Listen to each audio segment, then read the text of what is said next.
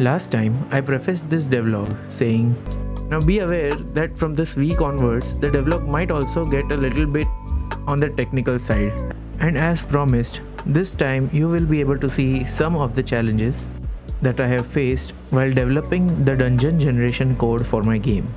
So, without further ado, let's get into it. Hi, and welcome to devlog 2 for Blacksmith Hero.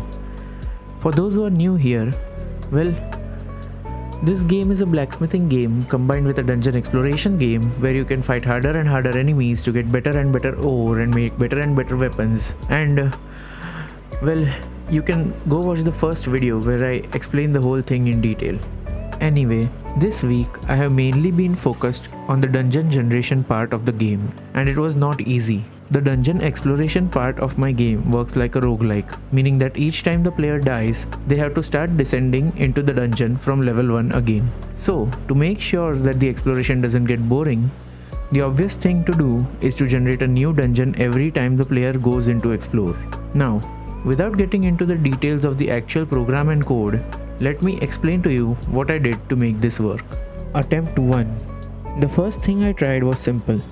Generate a cave along a spline, which is basically a line that curves along points, or this if you want to get technical.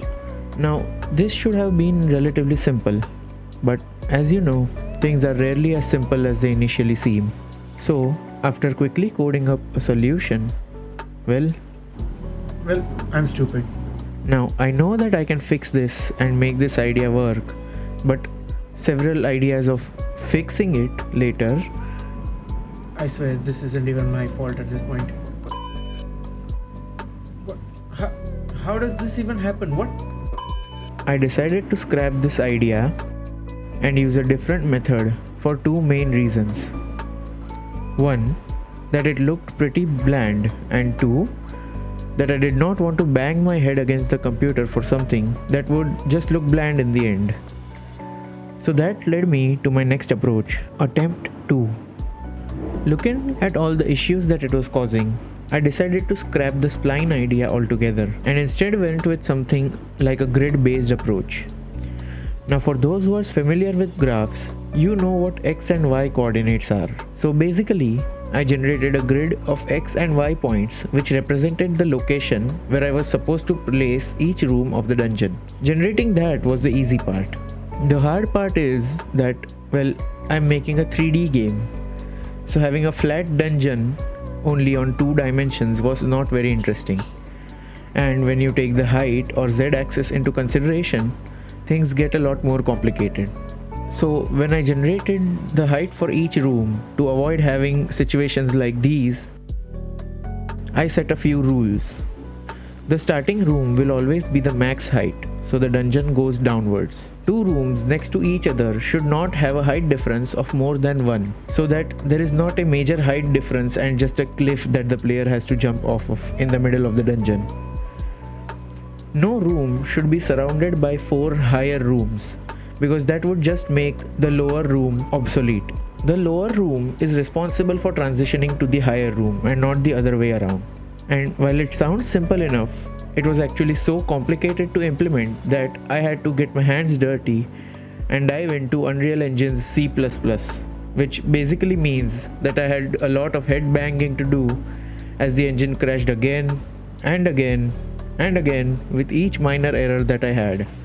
And after 8 hours of coding, the code was finally running without crashing. There was only a minor issue. It was running incorrectly. So another few hours and an injured keyboard later, it was finally correctly generating the grid.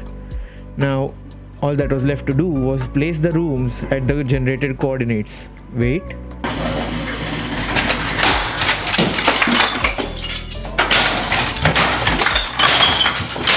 All in all, it took me almost 2 days for my first attempt, and the rest of the week to plan and code up the second attempt, after which I finally had a properly running and generated dungeon. Now the dungeon and lighting you see in the video is just a preview for me to ensure that the heights and grid are generated properly and that the player can walk through the dungeon without any issues.